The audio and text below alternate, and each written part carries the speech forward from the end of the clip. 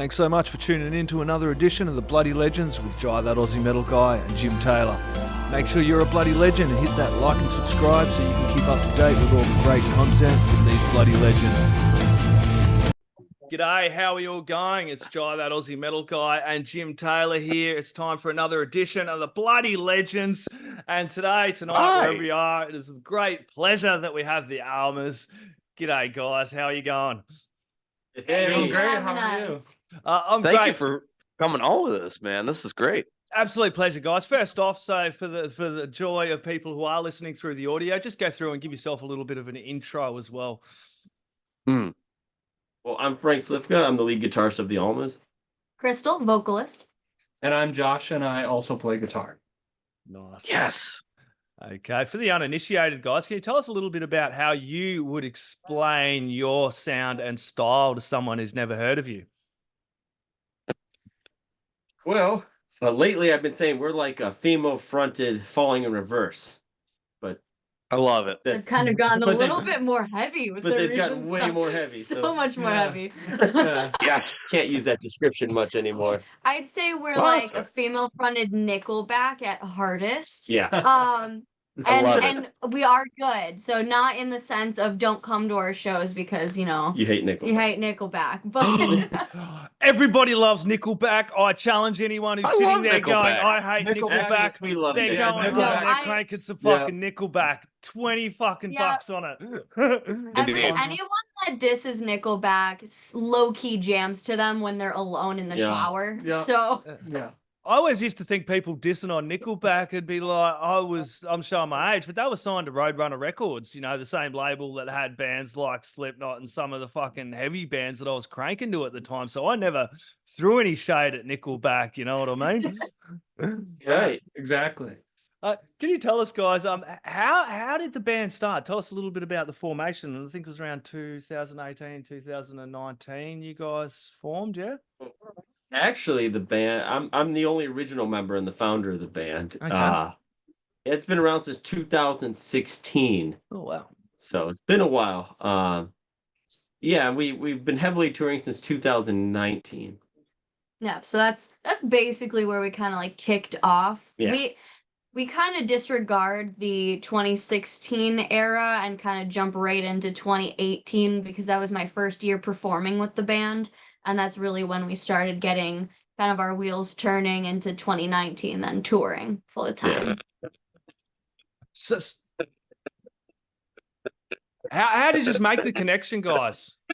Tell us a little bit about the formation between you three guys. Frank, you said you were the original founding member, having some problems. Tell us a little bit about how you kind of all met there. Got a little bit of feedback, Jim. Well, Crystal and I, we my old band actually got interviewed by Crystal years ago, and actually her mom at the time actually managed my old band. So I've known Crystal for an extremely long time. So it just so happened when I was in need of a lead singer, Crystal was just leaving her band at the time. So we're like, hey, why don't you join the band? And then Josh and I have played shows together previously when I was in my old band. Him and I have crossed paths, but we really didn't know each other. But we frequented the same hookah bar. So we met up through the barista over there. Mm-hmm. Yeah, she knew that Frank said he was looking for a bass player, and she was like, "Oh, well, I know someone who plays bass."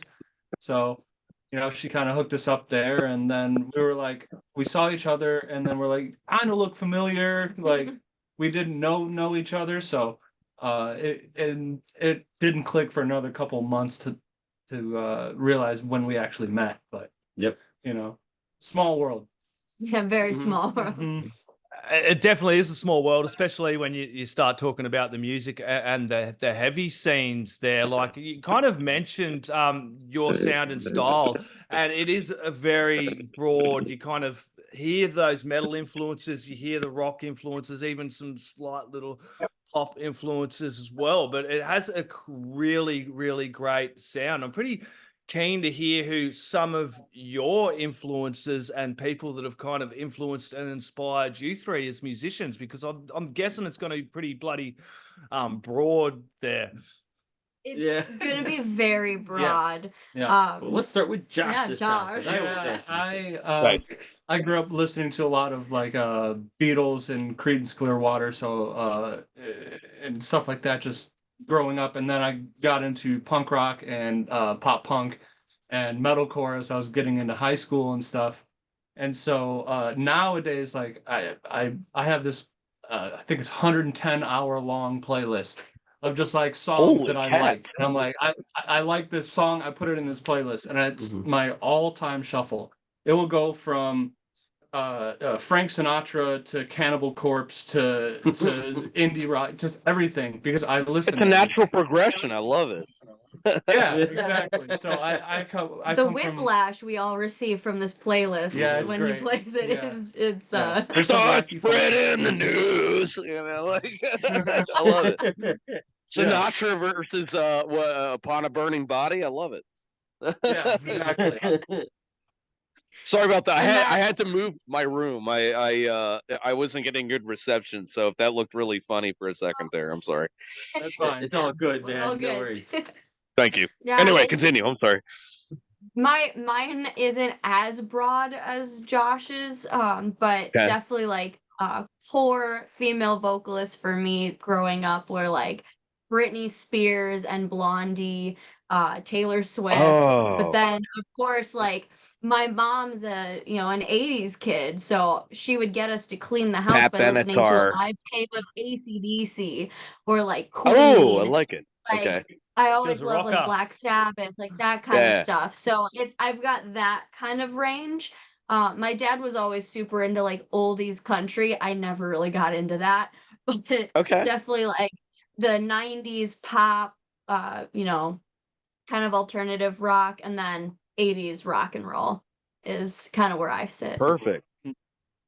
Yeah, and then for me, I'm the old school guy, so I listen to a lot of 50s and 60s like doo-wop and old school rock and roll, and then and I discovered the 80s music, Mm, even though I'm young-ish. Uh, that's and beautiful. that's kind yeah, right. And so that's where my guitar influence comes from a lot from the 80s, from AC/DC and Poison, just anything in that area. There's just a lot of fun riffs and music. So yeah, That's that's where I live, perfect. right? Awesome. So yeah, yeah. And then, well, recently, like in the studio and stuff, we'll get influenced by just songs we hear, like modern day songs, whatever we hear. We're like, I like the wub wubs in that song. Let's put some wub wubs, Yes, bass drops or absolutely. whatever. Well, it was funny we were talking about before you guys jumped in, and we are talking about Crystal's voice, and you mentioned some of Yep. your influences there, Crystal, and I kind of I hate drawing comparisons, but it's just you can't hear anything. Not You know what can't I mean? avoid So it. you can't avoid it. Right. But for me, I hear in your voice, especially with the latest single and some of the newer stuff, like because I hear like singers like Elise Reid from Amarante kind of style in your voice, and Jim picked out Stevie Nicks, so it kind of feels like Yeah. your voice and your style kind of sits somewhere in between, and it's two pretty bloody good artists, I suppose, to be compared to, if anything. No, and those are two phenomenal vocalists, so I'm not gonna complain with that. Yeah. Awesome. So tell us, I want to jump kind of back into kind of we'll go 2016, all the earlier stuff. We will not worry about it all, but I do want to ask about kind of that first single prior to the album you just brought out, the Sin City, I think. Tell us a little bit about. I think that would have been one of the first singles, if not the debut single, as the new reinvigorated the Almas, yeah. Uh, I mean, it was a bit heavy single for what it was. It Yeah. was kind of like the Yeah. song that took us out on the road. Yep. Is we attempted our Back to Bad album, we took it on the road for a tour, and then when we released Sin City, we ended up doing a 2-month coast to coast Okay. tour Oh, in wow. support of that one. And so that kind of really got us going and kind of the ball rolling that never stopped for the band. Garnered you a lot So- of attention as well. Like, I suppose that 2 month of touring would have been hard for a new band, and people just think, oh, you're in a band, you're making money, but a lot of it's coming out of your own pocket. And artists these days, right. the way the Yeah. music scene is, you tour, you come home, you straight back into your day job, making money to make your next fucking album as well. So that 2 months would have been hard, but probably really rewarding as a band as well. Yeah, No doubt. we've always pushed ourselves and stuff. In our naivety and touring, we're like, well, how long do you tour? And we're like, well, a month, you know? Right. And like I said, our first tour ever was a month long, and then after that was 2 months. And to us, that's just like what touring is. Yeah. Because we right. weathered the storm, you know? So like, yeah, We're Well, kind of used to yeah. that now. I Yeah. mean, we did basically 2 months straight in the beginning of this year, and then Mhm. home for 2 weeks, and then out for another almost 2 weeks. Yeah. You know, so Wow. the first 3 months of this whole Wow. year, we were on the road. So Yeah. you know, it was a lot, but we love it. Hmm. Yeah, I was it's gonna say, do it, man. I mean, it seemed like you enjoyed it. It was a good experience. yeah. Yeah, to me, that's what being in a rock band is, man. Like, bands would tour, you go see them. Like, that's what being a Right. rock band is. Like, I If you have don't love it, don't concept of do rock band. it. Like, Yeah. that's just like the criteria. That's the role you got to fill. So, Oh hell yeah. no, Oh hell yeah. but yeah, but it was tough in the beginning to kind of figure it all out, and I always preach to everyone all that's about sustainability. So it's like it was Mhm. hard to sustain yourself on the road and figure that out. So yeah, in the beginning, man, we were putting so much money in trying to figure out, get the van, get the gear, get the this, the that, Oh, figure for it sure. out, so Yeah, we could yeah, for sure. continue doing it, man. Yeah, but Hmm. but yeah, It's it's a Yeah. like labor of Awesome. love. trial by fire. You don't make you make diamonds under pressure. You know what I mean? And Yeah, being a that's- founding member and having the trials that you went through to begin with, Frank, and now going through that, it would have been very encouraging for you, especially going forward, hearing the sound from there on to now. That man, Yeah. we Oh, can yeah. really make a go at this. This is a group of people that really want to work hard and push for this, because it's not just getting on stage and playing and everything else. It's a real professional unit, like a band. Being in a Right. band is a family, and you've got to work bloody hard Yeah. at it to keep it together to create good music. Oh Yeah. yeah, Yep. Yeah, absolutely. absolutely. It's 24/7, man. Yeah. You Yes, know, sir. yeah. I mean, playing If you're music not a and oh, no, playing sir. I'm sorry. playing music. Yeah, playing music is like, I don't know, like 20% of it all. The rest is business and emails and Being a roadie, being a roadie. T-shirt salesman. a driver. Yeah, man. You Yeah. know, Well, the state of the scene at the moment, it's like you fucking. Unfortunately, we're all t-shirt salesmen. It's trying to get the hardcore fans to kind of support you, and I suppose, like as you were saying, playing all these shows does get that grassroots support. You know what I mean? And you're fighting Right. tooth and nail to get a listener, and before you know it, you've got a few thousand people like you guys are following you, That's crazy. you, and the music that you're creating are absolutely unreal as well. Oh, thank Thank you you very very much. Thank you. Hell yeah. Tell us And, about you know, you go, Jim. so Please do. unique. No. It delayed there a second, buddy. I'm sorry. No, Go go, ahead. Jim.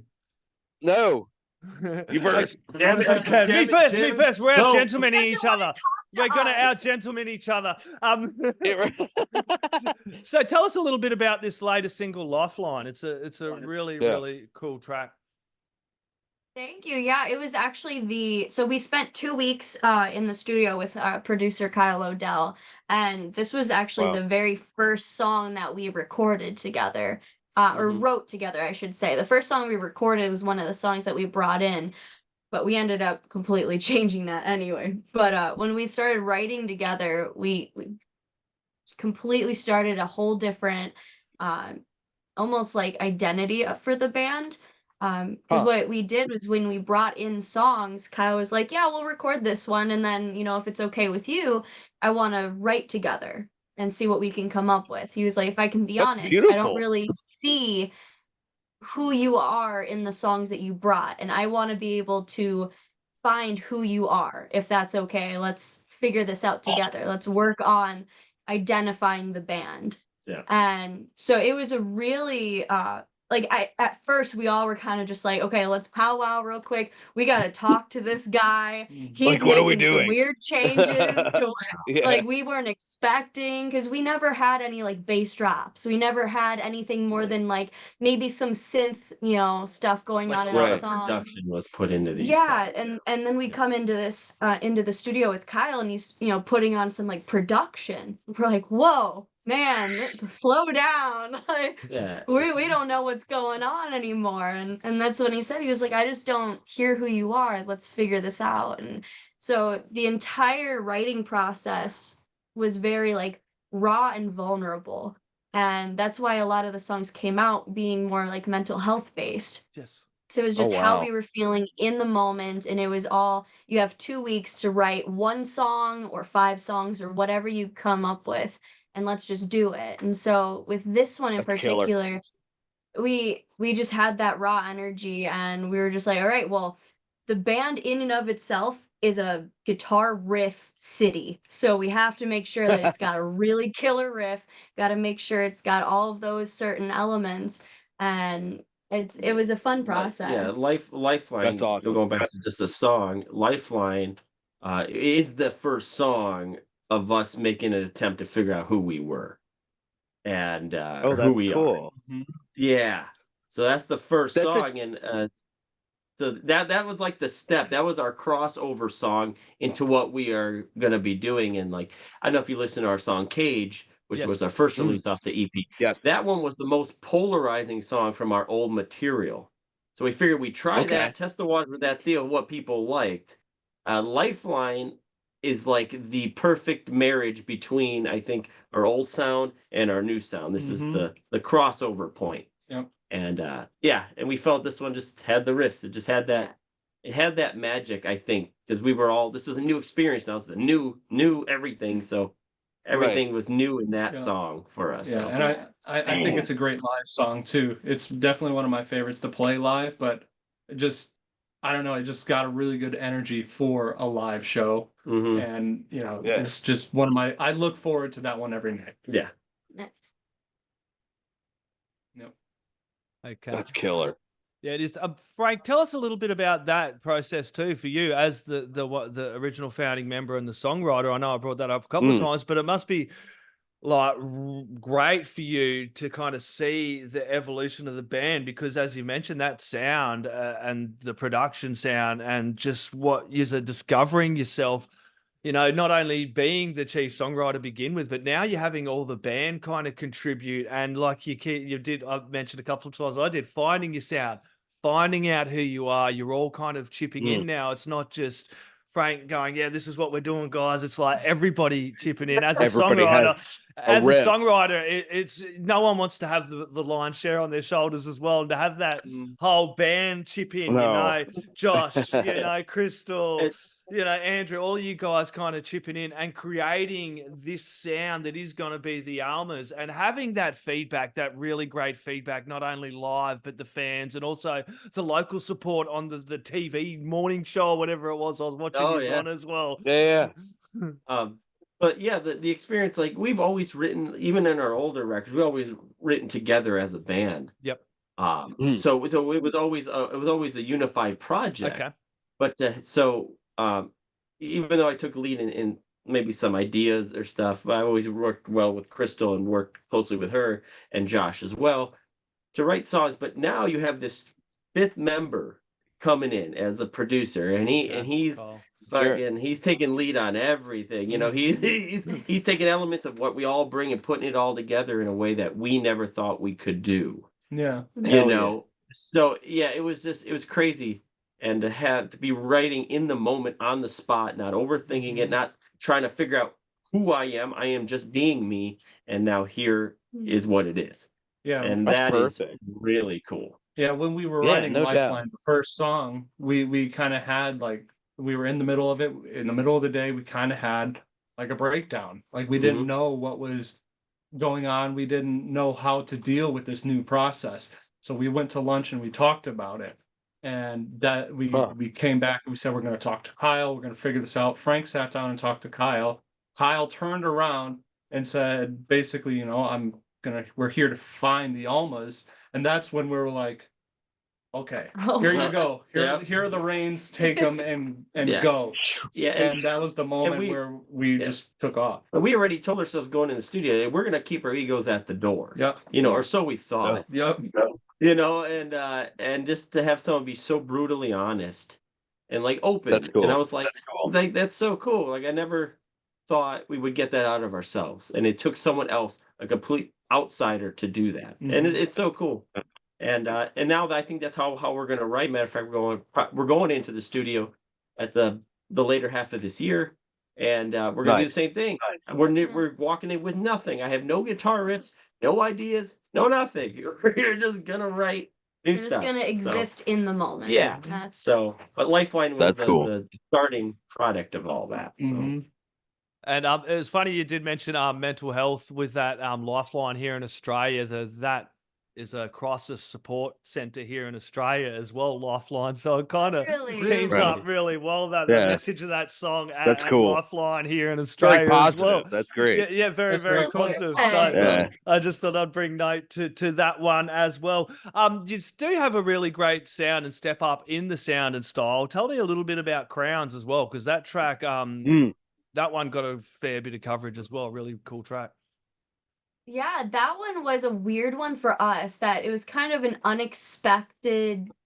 It's my kind of least vibe. favorite song, or it was. Yeah, it was like- Isn't that funny? Like sometimes your least favorite song becomes one that everyone else likes, and you're forced to play Yeah, it. they kind of Becomes just the passed hit. it over because it's a lot more poppy in Yep. some aspects than our like what we expect of ourselves or what we're like trying to do. Mhm. And that Sure. post chorus really took us for like, okay, let's go dancing at a club or something. Like Yeah. so Right. we're just we came into the studio with the intention of like with whatever happens to our songs, we want it to be where like if you have like this couple that walks in the bar, the boyfriend, can like rock out and headbang, but the girlfriend can sing along and dance to it too.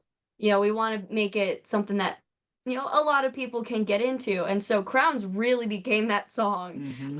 That all the girls in the audience with their vodka martini, whatever they got, and then the guys with their, rock horns going high. Yeah. I can like dig with the song. And Yeah. it was another song about mental health as well. Like I said, most of the EP is based around that. But it was such a cool writing experience because it was very social media based. And we're kind of, like you said, we're a grassroots kind of band. So like we're the band that wants to go out in person and see, people. And in a digital world nowadays, that's kind of very unexpected. But then going into just the social aspect of it is you have this online persona of yourself, and you have to make sure that looks perfect. Your Instagram model self looks really good, but maybe you're struggling deep inside, or maybe people are using the fact that internet access is so easy, they can like knock you down a couple pegs or whatever with no consequences because, I'm a few states away, you're not going to do anything about it. There's so many different aspects of that, mentality. So the song kind of represents you shutting down your online persona and just living in that real world.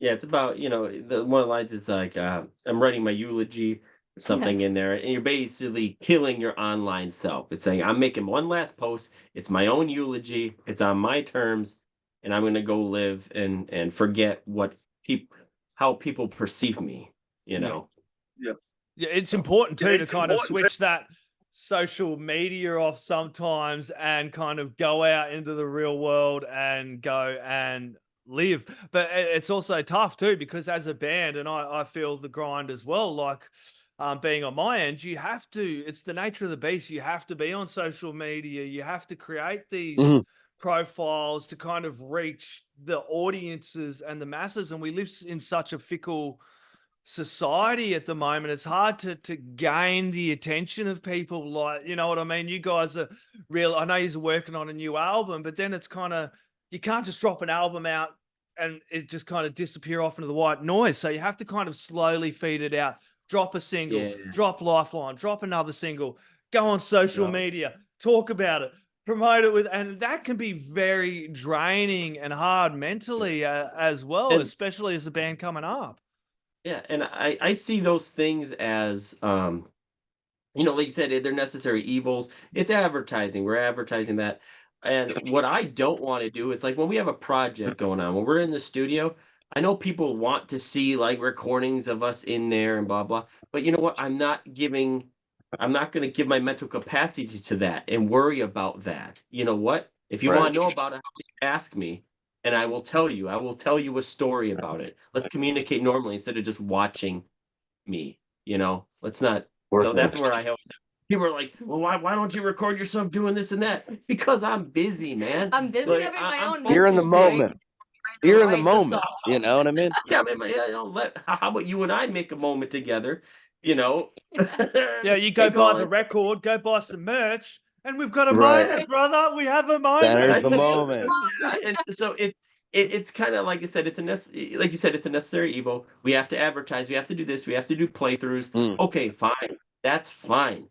But anything outside of that, man, I'm not doing it. That's it. We're people. not- We are still people. man, We're like- not bloody automatons just geared Right, up to man. jump on social media. We do Right. have. You want a shitty tour meal? I guess I can take a picture of that every day. Like, Yeah, what that's do you it. want? Yeah, Hey, come here's, on. here's my preservative-laden McDonald's. There you go. Yeah. Look, it'll look the same in 20 bloody years. As you mentioned, Crystal, you kind of, I do want to talk about this a little bit. I'm a father of 3 daughters, and it's the state of the scene. You mentioned female fronted. I understand why bands do it, but as an artist, does it kind of grind your gears sometimes? Because I wouldn't have. Oh, I don't ever, any of the bands I've chatted to, I've never gone, hey, I'm talking to a female fronted. For you guys, I'd go hard rock, symphonic metal or something. But how do you feel about that? And how do you feel the state of the scene is evolving and changing? And I know we have a hell of a lot more work to do. yeah. I mean, so it sucks. It's like as a woman, like I'm very 50-50 with it. Yeah. Like I am part of a hard rock band. And I like to just leave it at Mm. that. A lot of other people are like, well, describe that it's a female fronted because that'll make the decision whether we book you or not, or if we book you with this band or Oh. not. And we've had opportunities taken from us just because we're female fronted, so it's that kind of thing where it's like, hey, like we can go play with the big dogs too. Doesn't matter if we're a female fronted band. Just because I'm a woman in the band that sings for it. So that's kind of where I go with I don't like the whole female fronted tag because it's not a genre, it's a preference. And I don't like how that's a category to put a band in. But then on the flip side, it's kind of difficult because you see all of these young girls coming up, to the shows and they look at you and they're like, oh, I'm so inspired by this female artist or that female artist, or like mother saying, oh, my daughter loves you. It's like, well, that's really cool that I'm able to like help inspire that in a young person who's interested in the music. But so that's where it's a catch 22. It's great in that inspirational aspect of bringing young new artists into the music industry, but when it comes to the tone of a female fronted band title, I really don't like it. You can. I just thought of this right now. It's like if someone asked who we were, I'd say, well, we're a hard rock band with a female lead. Yeah. We can say that. I mean, it's used as a descriptor because that's what we are. Mhm. I just hate it when they always do like female fronted night. Yeah. I Girls' know. night.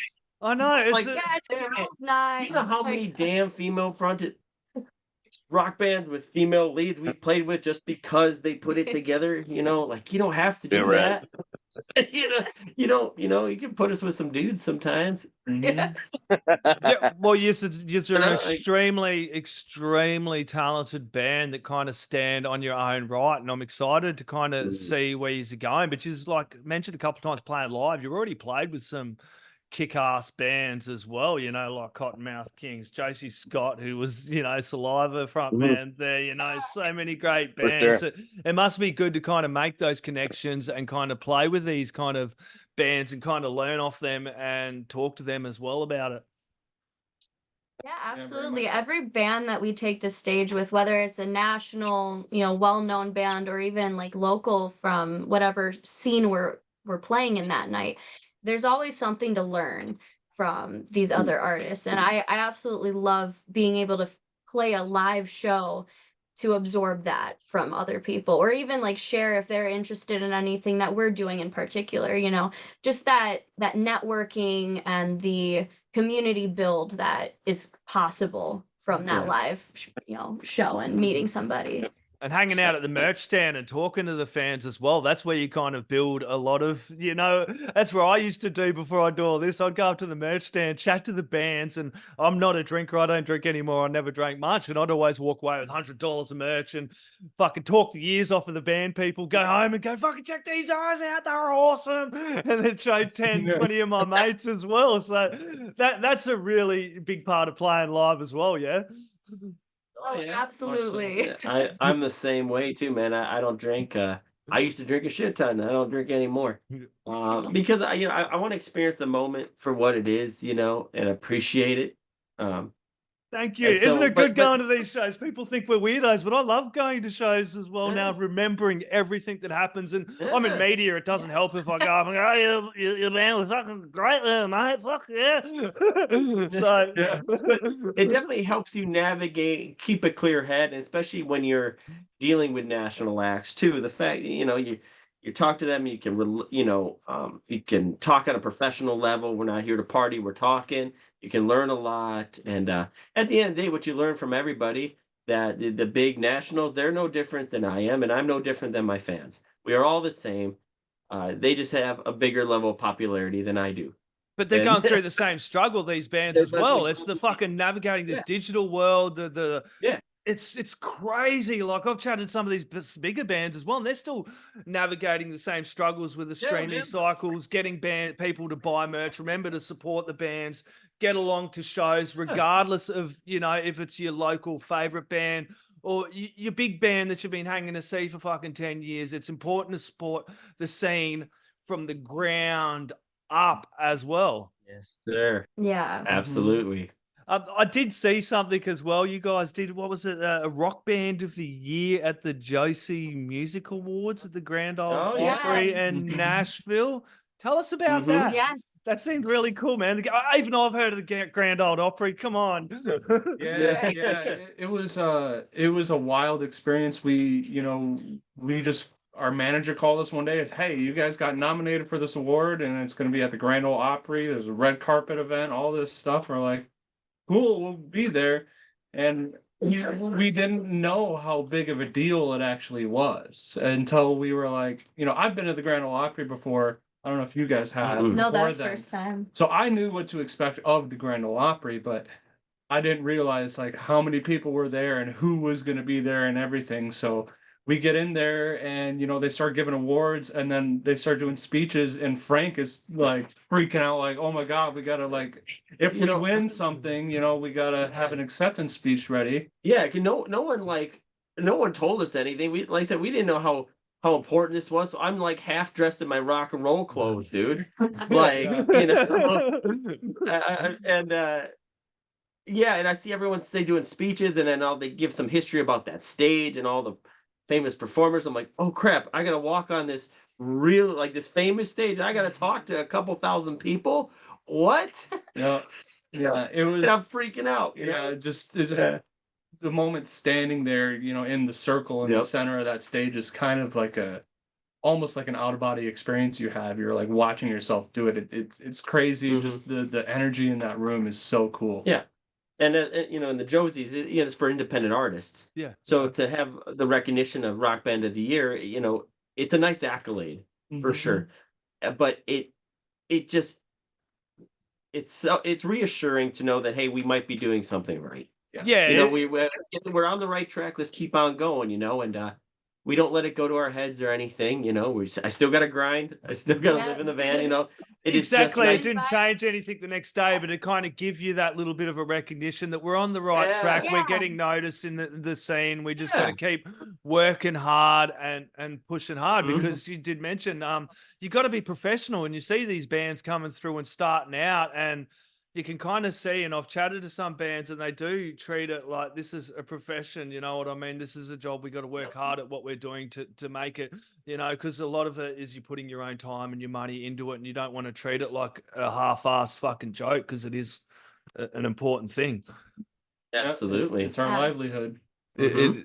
Album, you guys are working on an album or an EP for later in the year, I think I've seen somewhere, is it? Or is that still a go, or what's the plans with that? Yep, another EP. Another EP, or at least whatever we can write 2 weeks. Yeah, Yeah. maybe Yeah. just a single. Who knows? Yeah, nice. So whatever Yeah. happens, that's what it's going to be. But we are recording new shit. Awesome. We don't have anything ready. You know, we asked Kyle, our producer, and he's like, no, don't come in with anything. We'll just do it while Yeah, we're here. we'll just do it in the All right, moment dude. again. So, you know, we'll just rip it and rip it, you know? As you mentioned before, Frank, it's got to be a bit nervy, but also exciting. Going, okay, let's just get in there and have some fun with this, kind of see where it goes. Setup. I've got to ask you two guitarists, what are you using? I know Jim had probably asked. Tell us a little bit about the setup and what you're using at the moment. Oh, man. Well, I'm an old school guy, like I said before, so I'm still rocking the tubes, man. So I got a good old JCM 800 on a Marshall Plexi, absolutely cranked up. Mhm. Going through a custom cab that's got 2 V30s and 2 Texas Heat Patriots. So super thumpy, super awesome. And Yeah. basically, I'm playing Hagströms. They're Swedish-made guitars. Love them. I've been playing those for years now. Specifically, the Hagström Super Swede is my main axe that I use all the time. And yeah, that's about it, man. I'm old school, and a lot of that stuff was even used on the record too. Mhm. So yeah, that's Yeah. me though. Me, I'm kind of half and half with the old school stuff. I used to play Marshall like Frank. We were running into issues with different venues having weird power and, you know, just voltage drops on our amplifiers and stuff like that. And I got so upset with it. I made the switch to Kemper. So I play Kemper now, but still play through a live cabinet. So I don't even know what speakers are in that one because we changed them, right? That's got G12T75s and something else. Yeah, But yeah. it's not mic'd up. You're getting the DI from the Kemper, but it's still a live cabinet and stuff. And for the guitars, I play Telecasters with humbuckers in them because that's the only way to have them. And I have a Les Paul floating in the rotation there too. So, you know, pretty simple for me. I'm more of just a rhythm guy. You know, I'm a bass player by trade, so I kind of picked up the rhythm role pretty naturally. Yep, and yeah, for me, like in leads, basically, I don't do anything special for leads. It's just more volume, and off we Okay. go. Oh, the wah. Oh yeah, Good wah. okay. One interesting thing about my rig though, I do use a Crybaby bass wah Oh, yeah, nice. instead of a normal. Yes, I use that because Crybabies I always felt were really shrilly on the top end, and I've always liked the mids and the thickness. So I use a bass wah because it only affects the highs and leaves all the low end for the guitar. So it's a nice rounded wah sound. And you don't have to click it on. Yep, you just lean on it, turns on, turns off, and I custom modified mine a little bit for my rig, but yeah, that's it. That's it. There you go. There you go, guitarist. I'd like to add that one in for the tech heads as well. Guys, look, this has been an absolute pleasure getting to know a little bit more about the Almas and yourself as musicians. Look forward to everything else you guys have in the future. But till then, everybody can go check out Lifeline, which did drop today in Australia. So I was up early listening to it a little bit earlier because it is already the 10th over here in Australia. Oh, so yeah, I was able tomorrow there. Shit. Yeah, we're ahead of you, mate. Don't worry. It's going good today and the future. Everything is fine. Make Go sure you check out. Awesome. Watch that video because we're gonna release that in a couple hours. So Awesome. Actually, for them, it should be released now, probably. Is it? Is it released for them already? It'll probably be I the same mean, time it was if it's scheduled YouTube. for 10 o'clock here. It'll be So if same it's- time everywhere worldwide. I think Spotify and a couple of, I don't know how it works, but somehow we get it earlier with Spotify. I'm not sure Okay. if it's the same So with Okay. YouTube. YouTube. Yeah, Okay. that's it. I Well, will share the YouTube video in- for you all. In 2 hours, 2.5 Okay. hours. 2.5 hours. I'll be there. YouTube. I'll be there with bells on, Good. guys. Look, do you have any last words, shout outs, thank yous, or anything else you'd like to add in there, my friends? Well, thank you to everyone that has followed and supported us this Yes. far. And for those who are interested in following the band, we are everywhere online at Almas the Band. Our website is almastheband.com, ALMAS the band. So Nice. that's about That's it. Like, Get- subscribe, Super comment. simple. Yeah. Do all that Exactly. crap. Don't forget to hit that like, subscribe, get over there, fucking support them. It all bloody helps. Every little like and subscribe. Everybody go grab some Almas, put it in the stereo, crank it up really bloody loud. The neighbors are going to want to hear it too. Cheers, guys. Have a lovely evening. Thank you. Cheers. Thank Take you. care, brother. Oi, you know what time it is? You're tuned in listening to Dry That Aussie Metal Guy. Make sure to hit that like and subscribe button so you don't miss any of his content when it drops. And remember, stay brutal, you mad dogs. Roof!